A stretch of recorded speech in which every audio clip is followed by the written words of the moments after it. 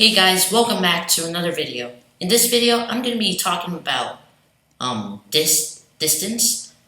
So in karate, distance is really important because you want to make sure that you're not too close to your opponent, you're not too far from your opponent. So I'm going to talk more about this later. So let's get into it.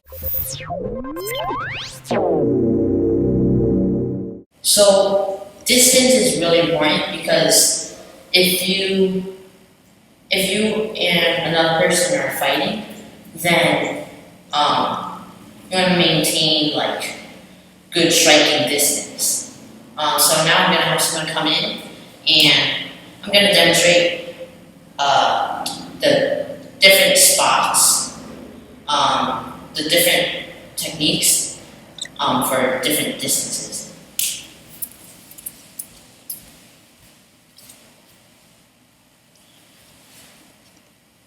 So generally you want to try to aim for right behind their body, not the front, because if you aim for the front, it probably won't have much power because all your power already left you because you're aiming for that. But if you aim for the back, you still have your power coming in and punch through and through.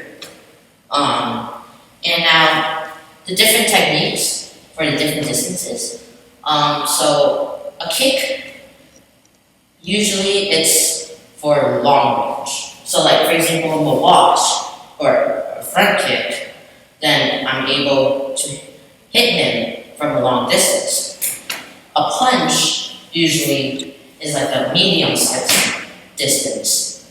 And then a half punch is slightly, the distance is slightly shorter. And then short punch is like the shortest, along with elbow strikes, and you could also do this. And now here's a practice that could it could help with maintaining distance. Basically, you and your opponent, you basically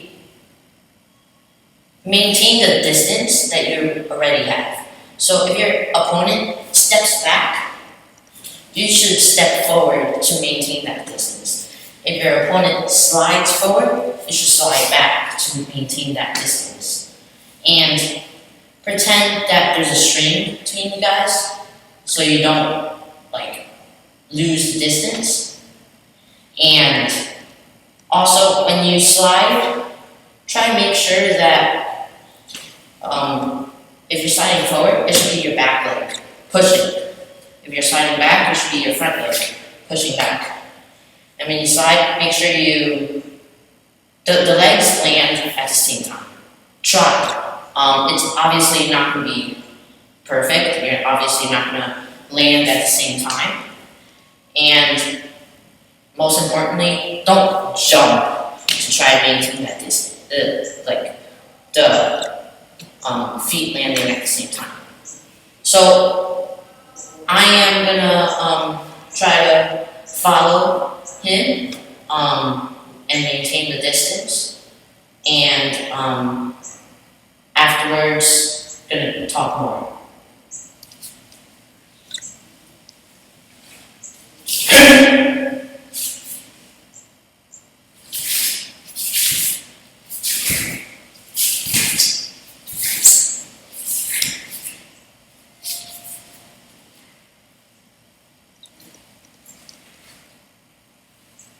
Now, you want to maintain the distance so you have a good striking range, so that you're just outside of the striking range from like your opponent's striking range, but that also means that you're outside of your striking range.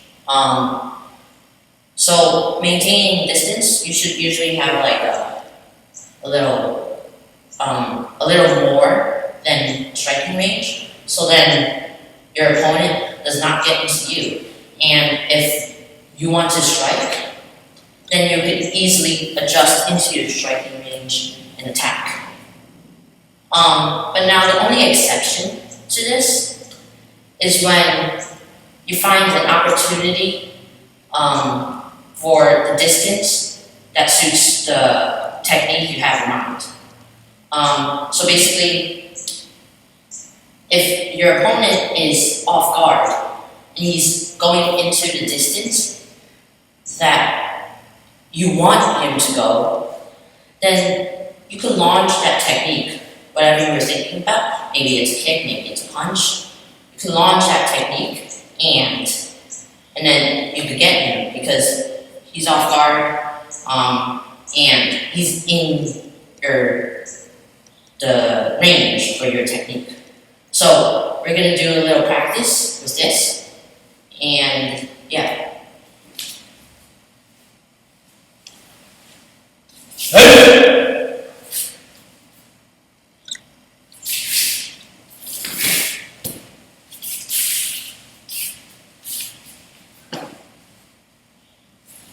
Now, when I kicked, you might have noticed that I hit him first before he could punch me.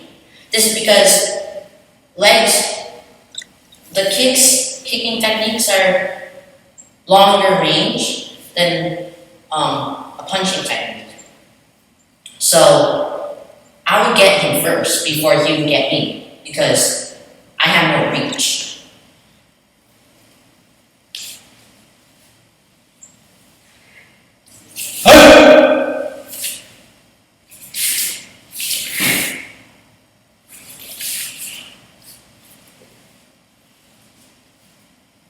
Now that elbow strike, when I got in, basically it gave me the distance that I needed. So I stepped in, and elbow strikes, they're the shortest range technique. So I'm able to do that. And it also rendered his punch useless.